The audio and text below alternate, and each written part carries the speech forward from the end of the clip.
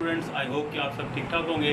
अच्छा बच्चों, आज हम लोग लेक्चर 5 जो अपना स्टार्ट करने जा रहे हैं, जो कि इंकजेट प्रिंटर के ऊपर है। ठीक है, प्रीवियसली हम लोगों ने पढ़ा था जीरोग्राफी के ऊपर, जो लेक्चर 4 था हमारे इसी चैप्टर का, जो कि फर्स्ट एप्लीकेशन ऑफ इलेक्ट्रोस्टैटिक्स थी, जो आपके इस चैप्टर में गिवन है। ये सेकंड एप्लीकेशन है किसकी? इलेक्ट्रोस्टैटिक्स की। क्वेश्चन आपको इंडिविजुअली भी पूछा जा सकता है कि भाई जीरोग्राफी पे नोट लिखो या इंकजेट प्रिंटर पे नोट लिखो, या ये भी आ सकता है कि आप एप्लीकेशंस बताओ इलेक्ट्रोस्टैटिक्स की, फिर आपको दोनों चीज़ें लिखनी पड़ेगी। तो इंकजेट प्रिंटर होता क्या बेसिकली? इंकजेट प्रिंटर के अंदर हम लोग इंक के ड्रॉपलेट्स यूज़ करते हैं। यानी वहाँ पे आप देख रहे थे कि हम लोगों ने ड्राई इंक यूज़ की थी, यहाँ पे हमने इंक के ड्रॉपलेट्स को यूज़ करना। समझ आ रही बात? इसने जाके पेज के ऊपर आपका जो इमेज है वो फॉर्म करना। ठीक है, और ये इलेक्ट्रोस्टैटिक की एक एप्लीकेशन है और जो कि बहुत ही इंपॉर्टेंट है। ठीक है, सो हम यहाँ पे लिख सकते हैं कि ये यूज़ क्या करेगा? Droplets of ink. ये ड्रॉपलेट्स ऑफ इंक जाके क्या करेंगे पेपर के ऊपर, जो आपका प्रिंट है या उसको बनाने में हेल्प आउट करेंगे। इसके अलावा ये जो इंकजेट प्रिंटर है, it is an important application of electrostatic. ये मैंने स्टार्ट में आपको बता ही दिया है। ठीक है बच्चों, सो ये वो प्रिंटर है जिसके अंदर आप क्या करते हो, इंक के ड्रॉपलेट यूज़ कर। अब हम बच्चों इसका प्रिंसिपल देख लेते हैं, ये किस प्रिंसिपल के अकॉर्डिंग आपका इंकजेट जो प्रिंटर है ये काम कर रहा है। ठीक है, प्रिंसिपल के अंदर क्या आ जाता है कि देखें बच्चों, फर्ज करें आपके पास ना दो अपोजिटली चार्ज प्लेट। ठीक है, ये कॉमन कॉन्सेप्ट है, ये आपके पास ऑलरेडी आप लोग जानते हैं, लेकिन इसको हम रिपीट कर देते हैं। ये इसका प्रिंसिपल है किसका? हमारे इंकजेट प्रिंटर का। ये अपोजिटली चार्ज प्लेट्स हैं आपके पास। जब भी आप इसके अंदर कोई चार्ज पार्टिकल लेके आओगे, फर्ज करो ये प्लस पॉजिटिव चार्ज जो है ना वो इसमें से पास करता है, तो ये ऐसे स्ट्रेट एंड पास नहीं करेगा। ठीक है, ये पॉजिटिव चार्ज जो होगा इन पॉजिटिवली चार्ज प्लेट की मदद से ये क्या होगा? डिफ्लेक्ट होगा, और नेगेटिवली चार्ज प्लेट इसे क्या करेगी? अट्रैक्ट करेगी।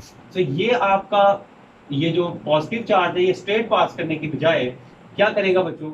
ये डिफ्लेक्ट कर जाएगा नेगेटिव प्लेट की तरफ। ठीक है, ये जो डिफ्लेक्शन होती है चार्ज पार्टिकल की between two oppositely charge plates, जब आप उसमें से इसको पास करवाते हैं, इसको हम एज अ प्रिंसिपल यूज करते हैं किसमें? इंकजेट प्रिंटर के अंदर। हम बच्चों इसकी कंस्ट्रक्शन देख लेते हैं कि इंकजेट प्रिंटर में होता क्या क्या बेसिकली। ठीक है, इसके पार्ट्स कौन कौन से। अब मैं साथ साथ डायग्राम ड्रॉ करूंगा, साथ साथ इसके पार्ट्स बताता जाऊंगा। पहला पार्ट है प्रिंट हेड। ठीक है, प्रिंट हेड में दो चीज़ें शामिल हैं। एक तो इसमें पंप शामिल है, इसमें इंक सप्लाई शामिल है, और इसमें जनाब नूजल शामिल है। इसी को हम यहाँ पे बना लेते हैं। कैसे? सबसे पहले बच्चों इसके पास इंक सप्लाई होगी जो आप देंगे। हम थोड़ा नीचे करके बनाते हैं ताकि हमारी डायग्राम अच्छी बैठे। ये हमारे पास क्या होगा? Ink supply. ठीक है, इंक सप्लाई को आप पंप की मदद से किसके पास भेजेंगे? पंप की मदद से किसके पास जाएगी? इंक सप्लाई है, इंक सप्लाई पंप की मदद से जाएगी नूजल के पास। ये आपके पास क्या है बच्चों? नूजल। अब ये नूजल है आपके पास, इसको आप क्या कहते हो? नूजल। क्या होगा बच्चों? इंक सप्लाई इंक प्रोवाइड करेगी, पंप की मदद से आप इसको पुशअप करेंगे, फिर ये नूजल के पास जाएगी। नूजल बेसिकली क्या होगा? ये बैक एंड फोर्थ मूव करेगा ऐसे। इस तरह से मूव करने का फायदा क्या होगा कि इसमें से ड्रॉपलेट्स निकलेंगे। किसके? इंक के। जिस तरह से आप ऑयल वगैरह देते हैं ना वो पंखे वगैरह को, उसमें से ड्रॉपलेट्स निकलते हैं, ड्रॉपर जिसे आप कहते हैं, ड्रॉप बाय ड्रॉप जो होता है ना ऑयल निकल रहा होता है, सेम वे नूजल में से निकलेगा। तो इस तरह से ना ये स्ट्रीम पैदा करेगा किसकी? Ink droplets. ठीक है, अच्छा अब इसके बाद आ जाते हैं सेकंड पार्ट की तरफ, वो है डिफ्लेक्शन प्लेट्स। डिफ्लेक्शन प्लेट्स हमारे पास, बल्कि चार्जिंग इलेक्ट्रोड को पहले डिस्कस करते हैं, उसके बाद आएंगे चार्जिंग इलेक्ट्रोड्स। चार्जिंग इलेक्ट्रोड्स कौन कौन से हो सकते हैं बच्चों? कैथोड हो सकता है, एनोड हो सकता है। वो यहाँ पे आपने प्लेस किए हुए हैं, ये वाले। इनको आप क्या नाम दे रहे हो? These are the charging electrodes. इनका बेसिक फंक्शन ये होता है कि जो ड्रॉपलेट्स नूजल से निकल रहे हैं, इन चार्जिंग इलेक्ट्रोड्स ने उसको चार्ज करना है। आप मान लें कि फर्ज करें जी ये हमारा एक चार्जिंग इलेक्ट्रोड है, फर्ज करें ये अगर हमारे पास पॉजिटिव चार्ज है और ये हमारे पास फिर क्या होगा, नेगेटिवली चार्ज होगा। जिस तरह से आप दो प्लेट्स यूज़ करते हैं ना, इस तरह से, यानी ये अगर पॉजिटिवली चार्ज है तो ये नेगेटिवली चार्ज होगा।